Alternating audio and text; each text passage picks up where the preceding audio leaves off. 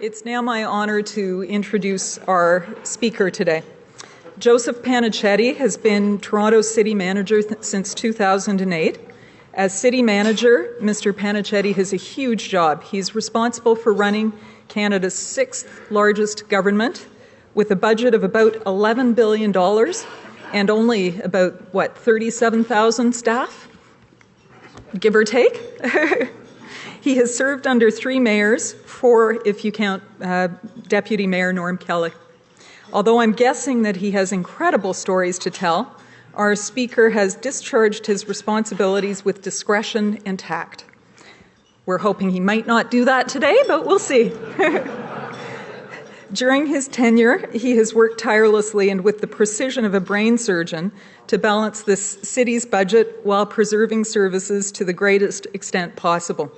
He has negotiated numerous financing arrangements with the federal and provincial governments and the private sector on infrastructure projects that have been critical to the development of the city. And he's been the key architect of a massive capital plan that will shape our city's future for generations to come. Under his leadership, the City of Toronto continues to be recognized internationally for quality, innovation, and efficiency in delivering public services. Mr. Pennachetti joins us today at a particularly interesting time. Not only are we about to transition to a new mayor, but Mr. Pennachetti has announced that he intends to retire later this month. We're grateful to have this opportunity to thank Mr. Pennachetti for his many years of public service and his sure-handed management of the city. He's uniquely positioned to offer perspectives on the challenges our city faces as it looks to invest for the future, and we thank him for taking time to speak with us today. Ladies and gentlemen, your speaker.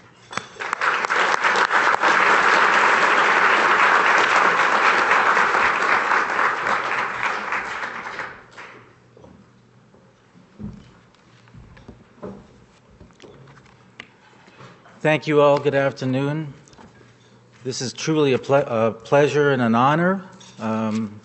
Prior to coming down to this august room, I was given the opportunity to leaf through the book of speakers. I think the book I saw went back to the early 60s, including Her Highness, Queen of our Great Britain, and this hit me finally that this is truly an august group that I'm speaking to. The timing is right for me, and I will be as candid as I can be. As some that are in the room that know me, I will be still tactful, and you won't have a headline coming from my speech. However, I am passionate about our city, and I hope that the comments that I'll follow up with in the next 25 minutes or so will resonate with you. The 21st century has and will continue to become known as the century of urbanization. The growth and maturity of major urban metropolitan centers globally will continue to drive world economies. But these urban centers must be much more in the 21st century. We must provide the economic foundation for jobs and social infrastructure over and above the hard physical infrastructure to meet our live-work goals of our present and future residents and businesses. Today, I'd like to speak to you about the important role the city plays in shaping the conditions that enable a livable, economically viable city and the challenges ahead if Toronto and the GTA want to continue to be successfully globally competitive metropolis. As the CFO and city manager for Toronto for the past 13 years, I believe the city has made significant progress towards stabilizing the fiscal health, economic growth, and livability for all Toronto residents. When you leave here today, I hope the following three messages will resonate with you. First, Toronto enjoys a high quality of life, is a diverse, vibrant cultural and economic hub, and is a significant contributor to the GTA, Ontario, and Canadian economy. Our city has become a world leader on all key international indicators of city life, and I will educate you today, for those that don't actually work in the city, on the real Toronto, as I call it, not the media-reported Toronto. Second, the range and complexity of programs and services delivered by all large cities and metropolitan regions like the GTA is remarkable when considering in Ontario the limited fiscal options available to Ontario municipalities and the funding constraints relative to other cities across the globe. And third, to maintain Toronto's enviable quality of life and ensure Canada's largest metropolitan area continues to be Canada's largest metropolitan area, meaning Toronto, continues to be globally competitive. Stronger intergovernmental and private partnerships, however, are needed and are required to address the pressures that growth is placing in our great city.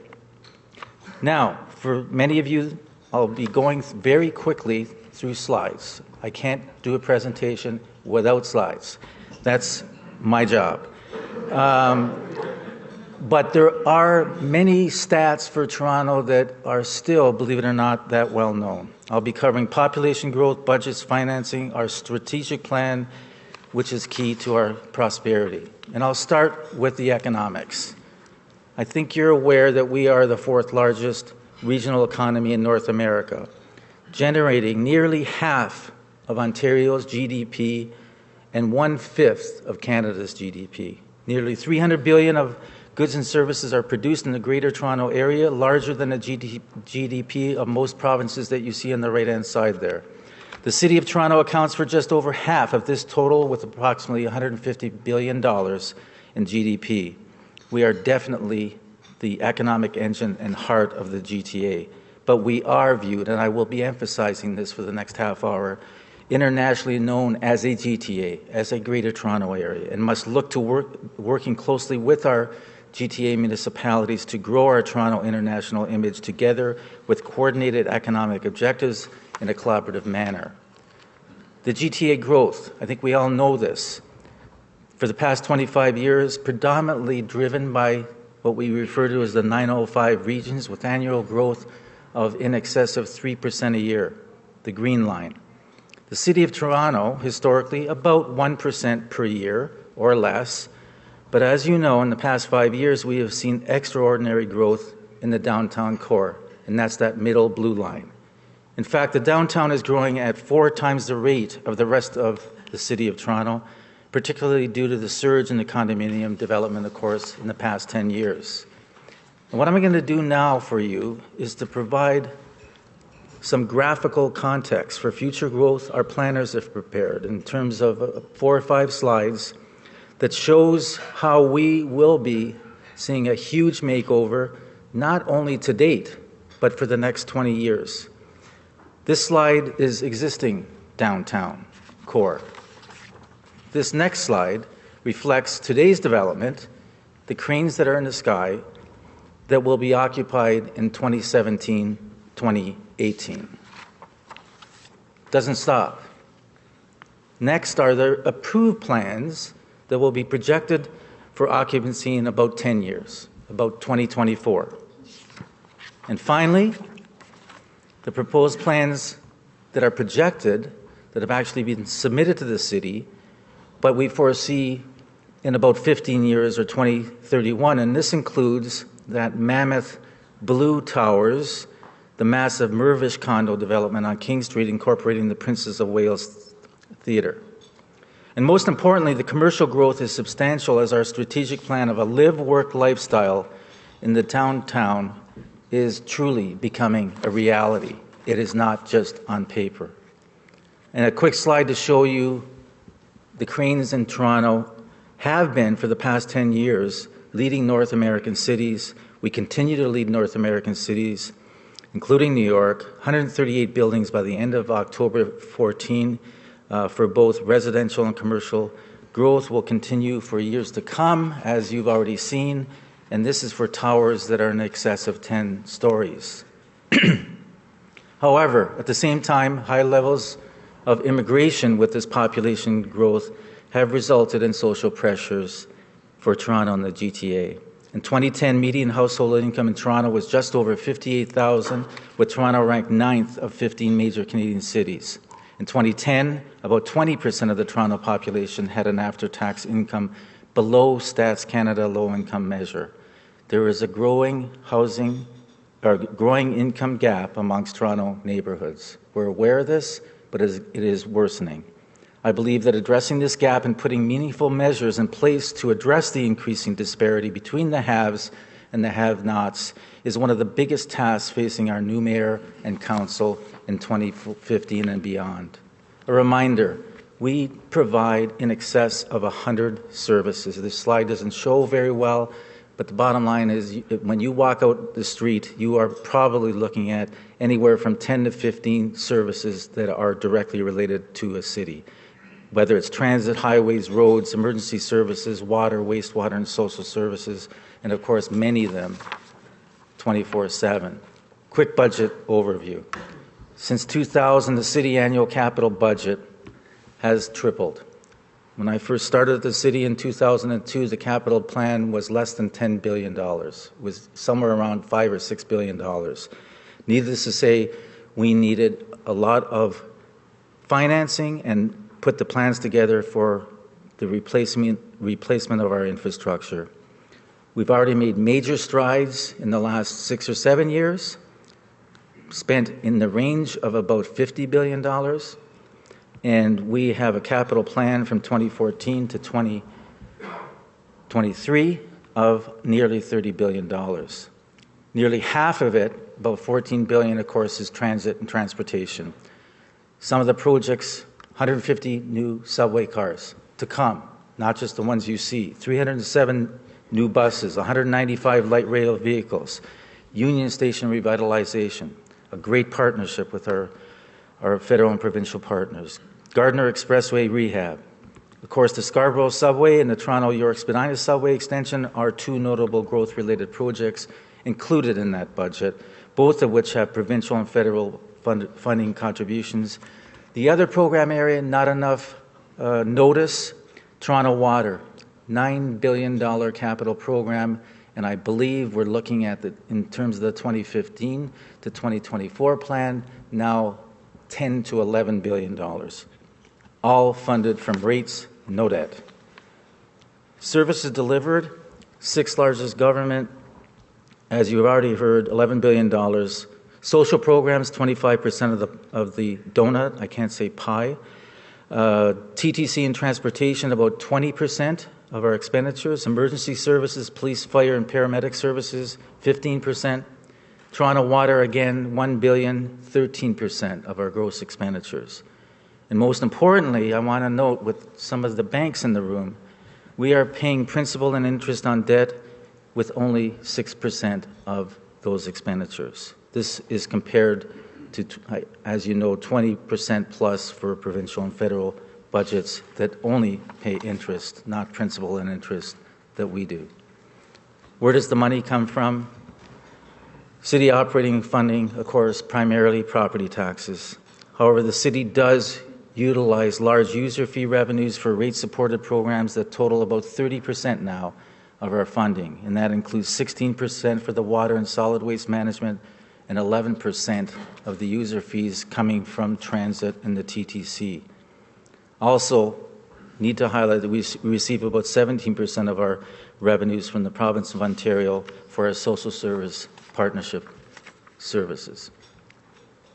This slide is one that I get nervous showing because I still have strong partnership relationships with my colleagues at the province.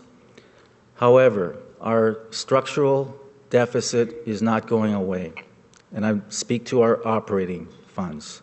The 2,000 download of provincial social services, social housing, transit, put a burden of in excess of $300 million of additional pressures on Toronto at the time.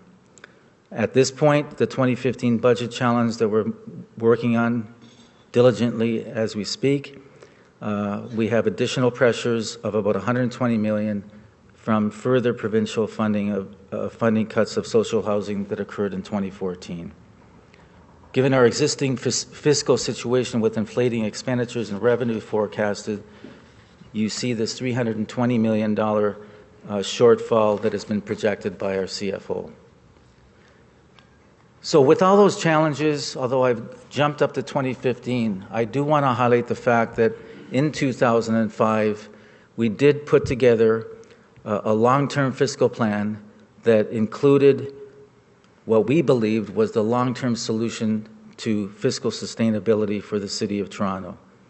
We knew that simple approaches needed to be very strong, control expenditures, notwithstanding the fact that our social services are significant in Toronto relative to the GTA. So 90% of public housing in the Greater Toronto Area is in the City of Toronto. 75% of Ontario's public housing is in the City of Toronto. So we have expenditure, social service challenges. On the revenue side, we knew we had to grow and diversify our revenues with a view to keeping the city affordable for residents and businesses. And on the asset and liability side, existing assets required state-of-good repair, which required the significant infrastructure replacement programs, which were starting to happen in 2005, but needed to be enhanced and grown, along with some employee benefit liabilities. I won't bore you with that detail.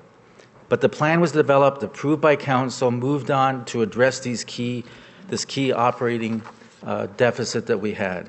And a lot has occurred. I could have 12 slides on each of the areas of expenditures, revenues, and assets and liabilities. I'm going to try to summarize what has occurred. An important piece of the revenue side, in 2007, the province agreed to the City of Toronto Act. We are the only city, of course, in Ontario that has its own act. And with that, we did have some limited new tax authorities to diversify and grow our revenues. Capital infrastructure pressures are being recognized by the provincial and federal governments, which have committed billions of transit partnership funding. Partnership with Metrolinx is huge and working very well. The combination of 2011 to 14 expenditure reductions was the key to fixing the expenditure cost side of our long-term plan. $350 million of expenditure reductions in the 2012, 13, and 14 budgets. A labor settlement that saved $140 million at the same time. Council also, back in 2005, approved a business tax reduction plan to reduce business taxes that were as high as 4 times the residential rate to reduce it to 2.5 times. We are already at 3 times, well on our way to 2.5 times by 2020.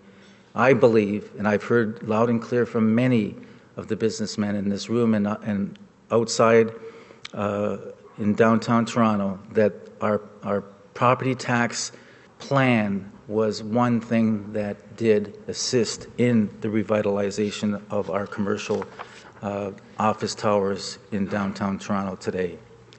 Obtaining dedicated, predictable funding for transit, however, is still one of our 2 keys to long-term fiscal sustainability.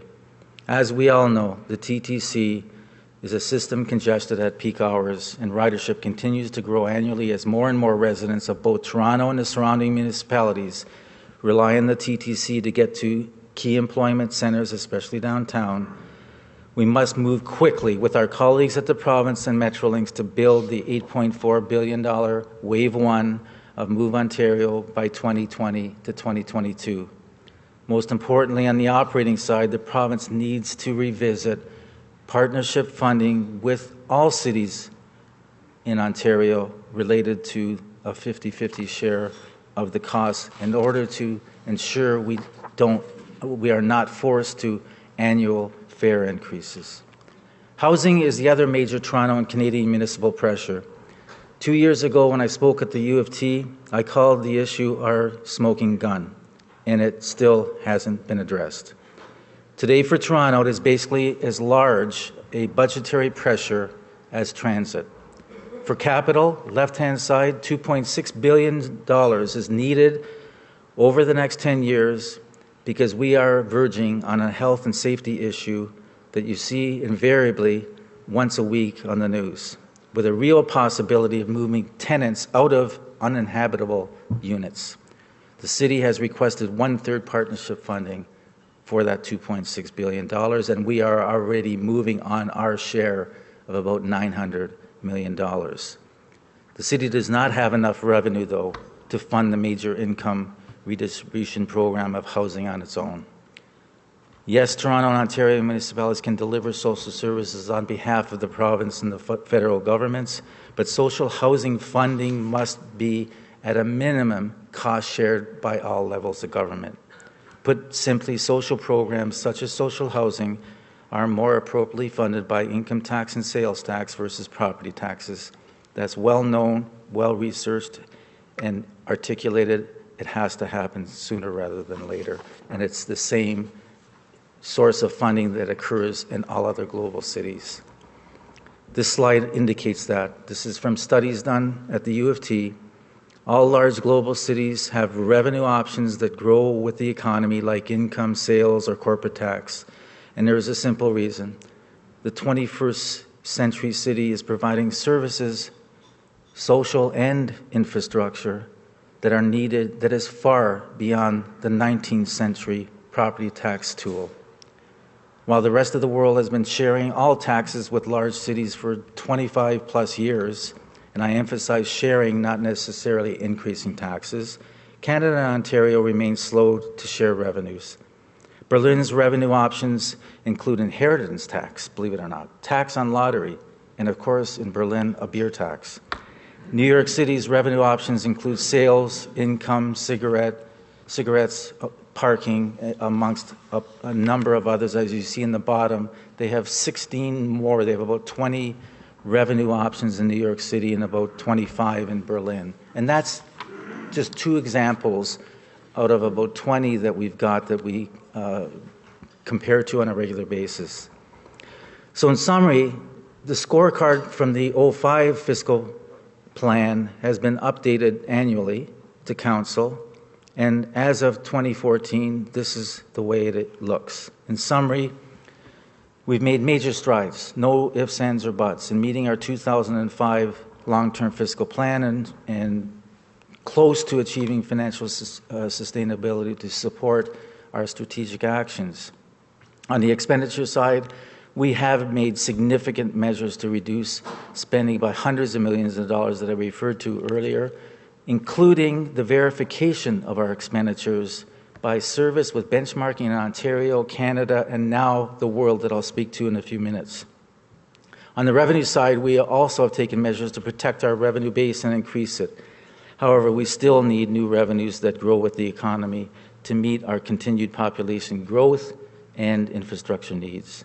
And on the asset and liability side, we have been focusing on the 10-year plan that you saw earlier.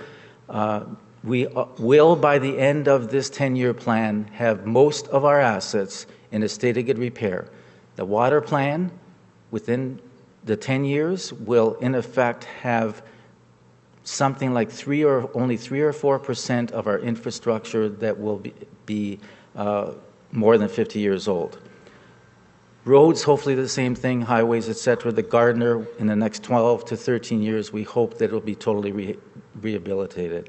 The bottom line is, what's positive is, with the debt financing that has increased in order to meet these challenges, we still have maintained our AA+ credit rating.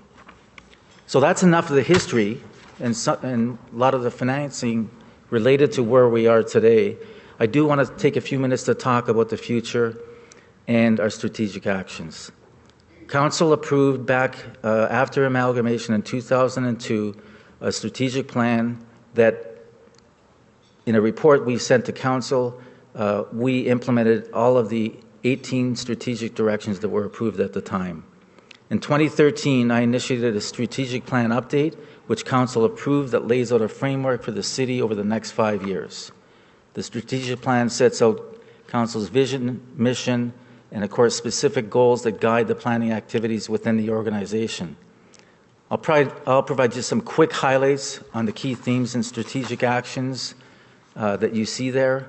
Under the theme of city building, we must and will refine a long-term transportation plan and policies to reduce congestion.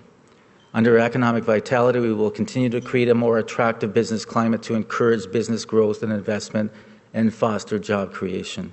Under the theme of environmental sustainability, we will advance on the tree canopy and a long-term solid waste management strategy. Under the theme of social development, we will support affordable housing through the continued implementation of our 10-year housing plan and Housing Opportunities Toronto.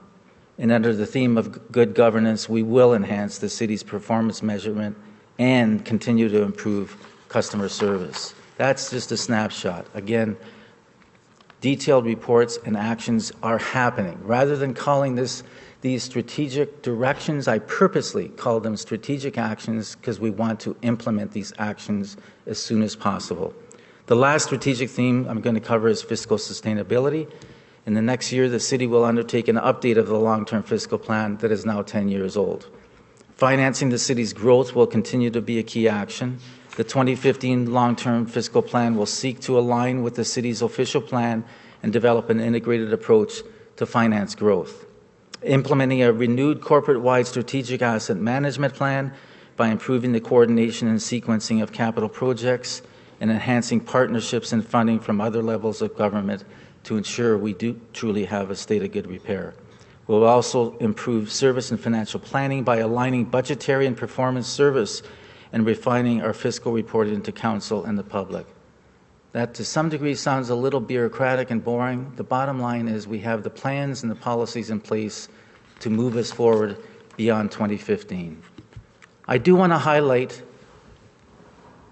somewhat of a bureaucratic term, benchmarking. During our years of struggle with our property tax and cutbacks and asking for money from the province, we were always challenged in terms of, but we know you've got waste at the city.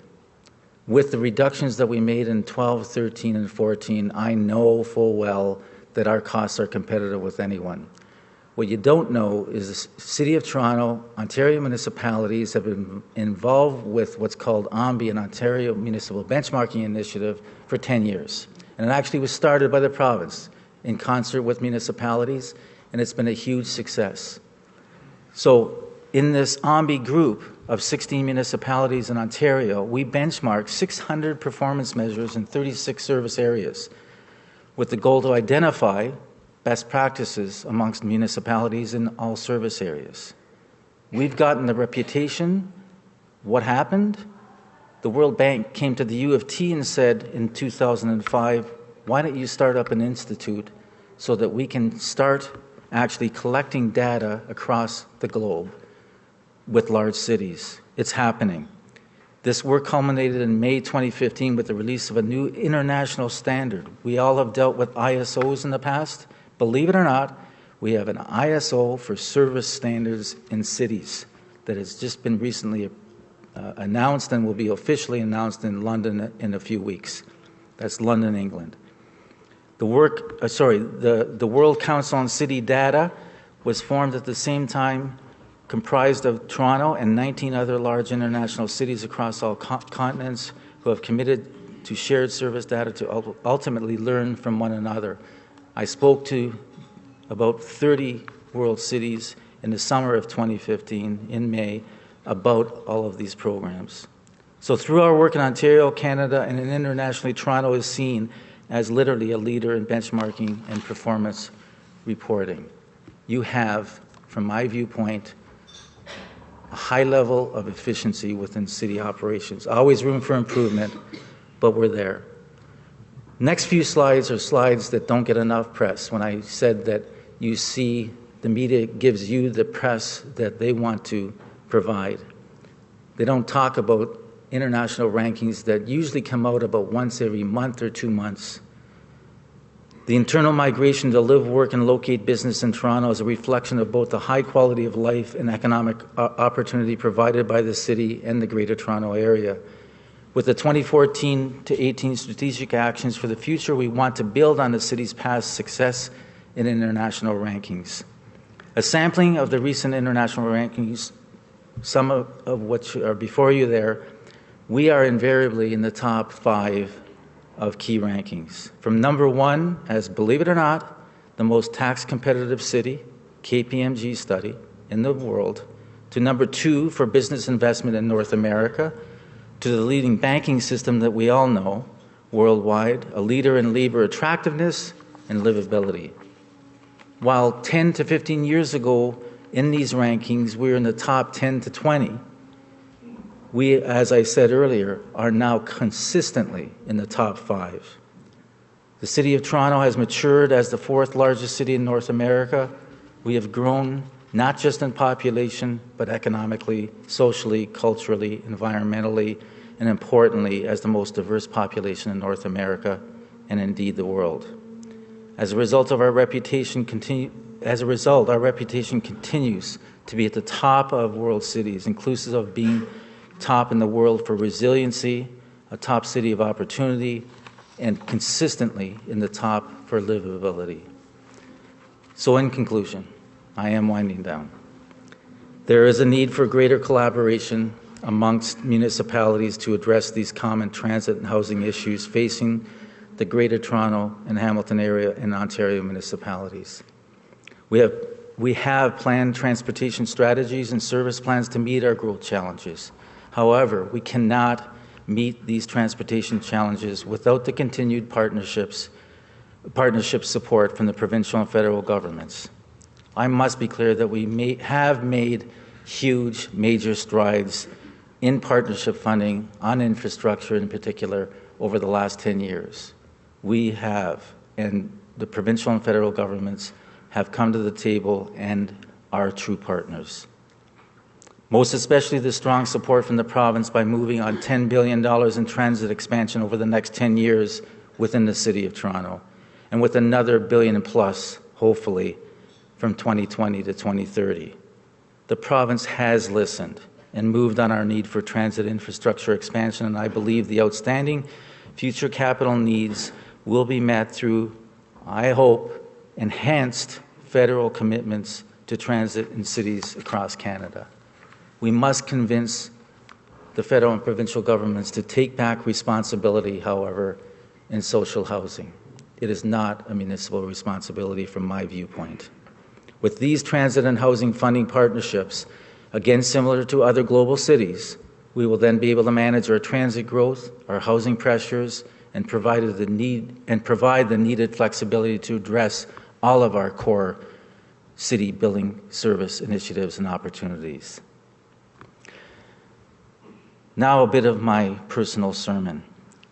While municipalities have come a long way in the past 25 years as partners with the other levels of government, partnership funding changes have been slow. When I began my municipal career about 1,000 years ago, our municipal government was referred to, and I think councillors will even know this, as the third level of government. When in discussion with the federal government, staff colleagues at that time were often referred to, along with the provincial governments, so both of us, provincial and municipal, as the sub-national levels of government.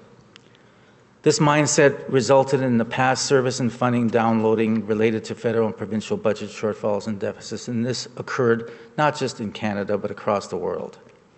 However, I believe the maturity of municipalities and urban centres across Ontario and Canada in the past 10 to 15 years has resulted in what I call one governmental paradigm shift.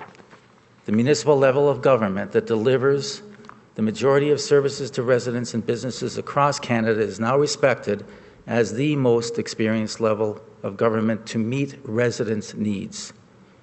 We are now respected for our professionalism in managing public services and are now treated more fairly and equally as government partners, most especially with the province of Ontario with the establishment of the City of Toronto Act. We are no longer third class, but invited to the table with the other levels of government to meet our common challenges to serve our common taxpayers, residents, and businesses, and I emphasize common.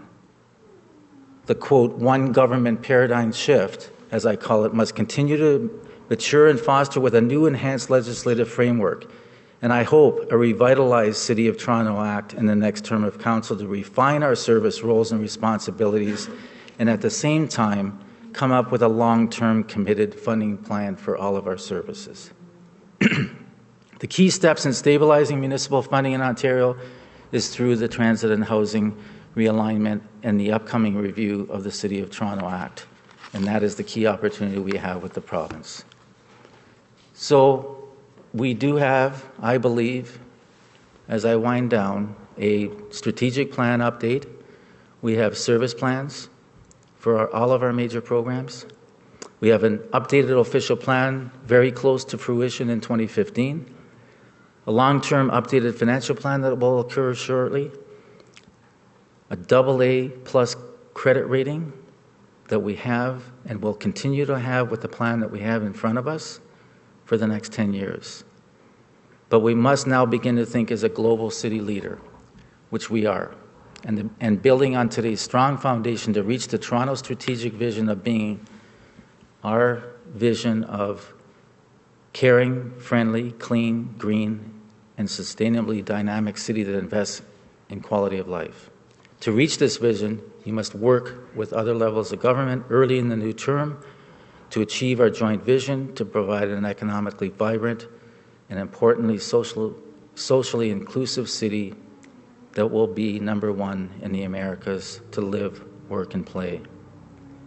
I do know that our new mayor-elect has outlined this partnership as a key objective, and I'm more than optimistic that with the United Mayor and Council, supportive provincial and federal governments, combined with enhanced business and community partnerships, we can all work together to invest and grow one Toronto, as the mayor-elect would say, in 2015 and beyond, that we all can be proud of.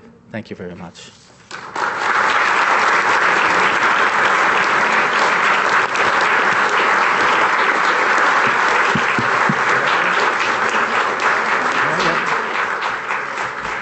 Ladies and gentlemen, Mr. Pennachetti has agreed to, is my mic live?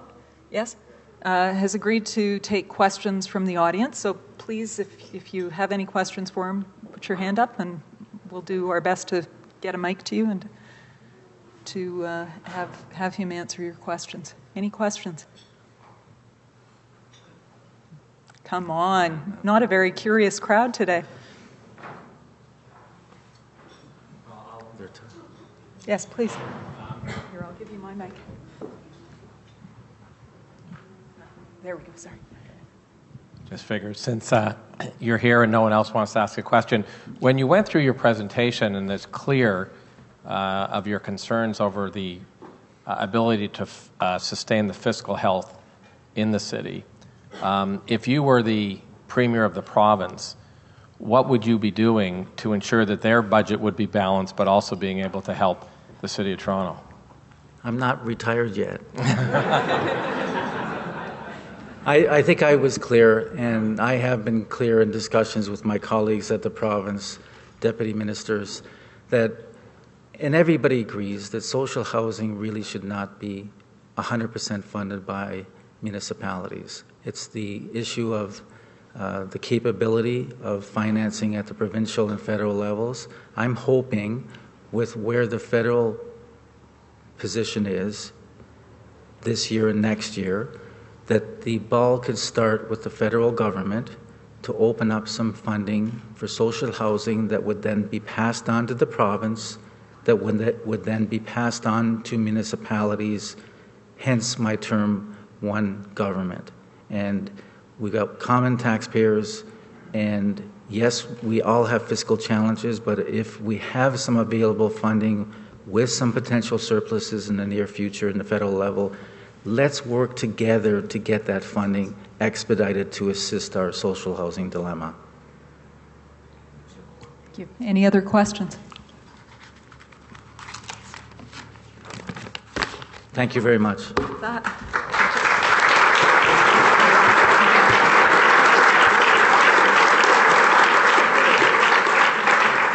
Ladies and gentlemen, I'd like to invite Bert Clark to join me at the podium. Bert is the President and CEO of Infrastructure Ontario and an Empire Club Director, and he will thank our speaker today.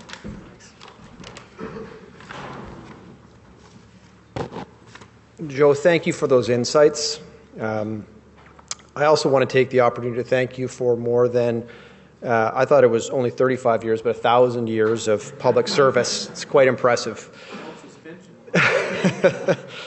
I don't know that people appreciate the complexity of the job that you held for the last 6 years. $10 billion budget, 2.5 million people. City government, as you pointed out, touches everybody in tangible ways on a daily basis. Garbage collection, affordable housing, building permits, water, sewer, public transit, and so on. When those things aren't working, people notice. And the last 4 years were objectively quite tumultuous at City Hall. And through it, you were unflappable. You stayed focused on managing, and you made sure that essential public services were not affected by that tumult. And that was no small task. And for that, the city owes you a great debt. Thank you, Joe.